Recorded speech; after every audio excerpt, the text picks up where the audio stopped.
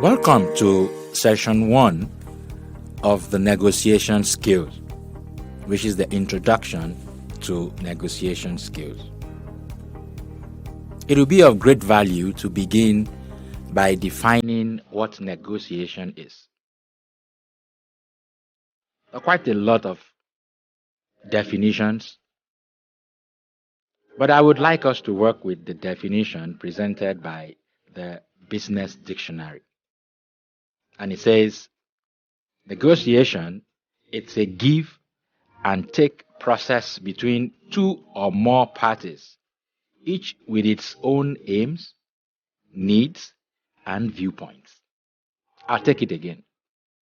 Negotiation, it's a give and take process between two or more parties, each with its own aims, needs, and viewpoints.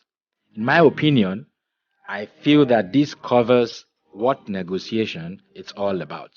So it's a two-way traffic. It's a give and a take. And more importantly, it shows that each of the parties are in the negotiation with their own aims, needs, and viewpoints. A concept that will be very, very important for us as we continue to discuss negotiation in the rest of this module. I would also like us, as part of the introduction, to pay attention to a few of the myths around negotiation. The first one, there is a belief that negotiation there must be a winner and a loser. And that is a myth. In a negotiation, both parties can actually win. Myth number 2. Negotiation appears to involve conflict. That is another myth because negotiation can actually happen without a conflict.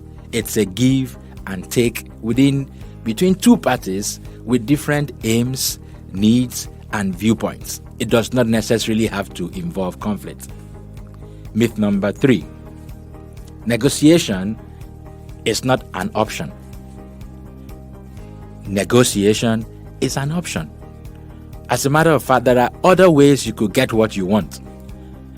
If someone sticks a gun to your head and is asking you for your money, I bet that's not a negotiation. That person is coercing you. But in that way, he is getting what he wants.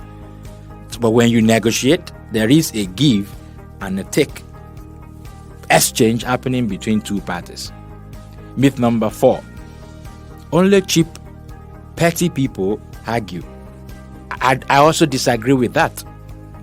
Since negotiation, it's a give and take, your ability to be able to sell your viewpoints and get the other person to come to your side does not make you cheap. In fact, I give you a very simple example. There's a belief that when you buy from those people who sell by the roadside, that you are not supposed to in any way argue with them when they give you price, because it is expected that what they are selling, it's cheap, and so you should just buy it right away. My view of this is, if you want to be charitable after you are done buying, that is okay. But your inability to be able to argue, take your viewpoint, and get the other person to your side, even when you put it in place in something as little as buying from the roadside, over a period of time, will tend to affect the way you negotiate, even when you are in big scenarios. And lastly, it is believed by many that a good negotiator is a manipulator. That also is a myth.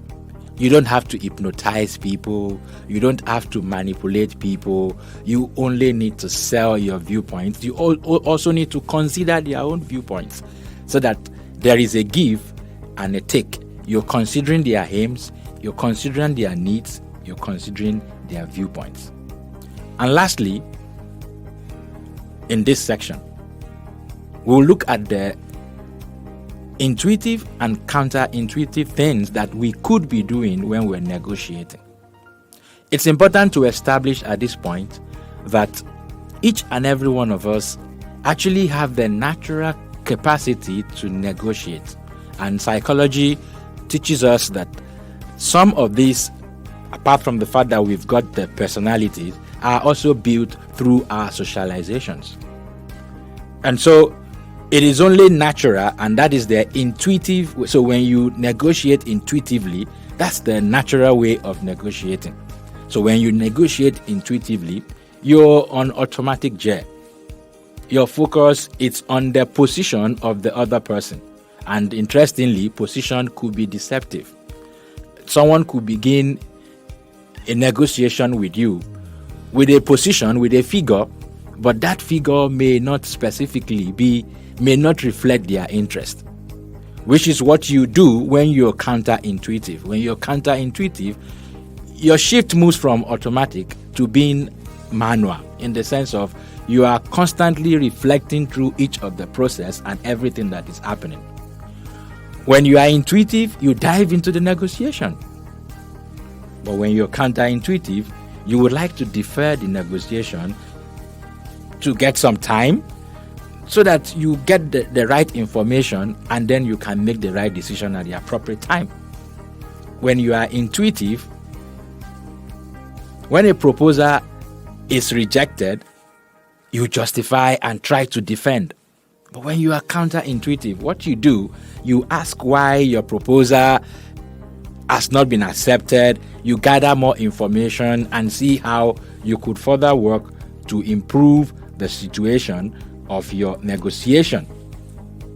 And lastly, when a proposal is made to you and it is not acceptable, you just reject it outrightly. That's what you do when you are intuitive. When you're counterintuitive, instead of rejecting the proposal, you begin to ask why your proposal was not accepted and why their proposal is important, and you gather more information. Now, this is important for us to keep in mind, because the idea behind this course is to help us see how we negotiate intuitively and how it does impact the reason why we don't get the best out of negotiation. The best of negotiators actually negotiate counterintuitively. We have come to the end of section 1. In this section, we've been able to look at the definition of negotiation using the definition of the Business Dictionary. We also look at a few myths that we could find around negotiation. And lastly, we were able to juxtapose intuitive vis-a-vis counterintuitive negotiation. This sets a nice and fundamental stage where in our next session, we will be discussing the different negotiation styles that we use when we negotiate.